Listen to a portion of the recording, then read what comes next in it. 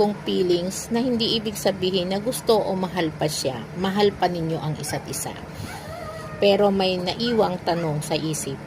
Sa isip niya o sa isip mo na what if di niya ginawa yon? Ano kaya kayo ngayon? What if sinabi niya yung totoo? Magkasama pa ba kayo? At siguro yung panaginip mo ay totoo. May panghihinayang ang ex mo sa nagawa niya noon.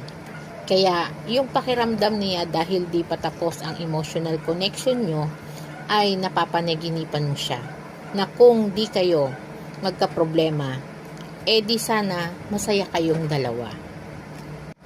Kung ang larawan ng panaginip mo ay ganito, nagkita kayo ng ex mo sa panaginip, masaya siya at ikaw din, may anak ka or siya, ngumiti siya sa'yo, masaya siya, pero may lungkot.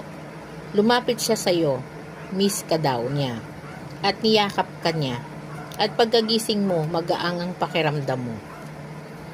Ang kahulugan nito ay tapos na ang emotional connection ninyong pareho. Nakamove on na siya, pero nandun pa din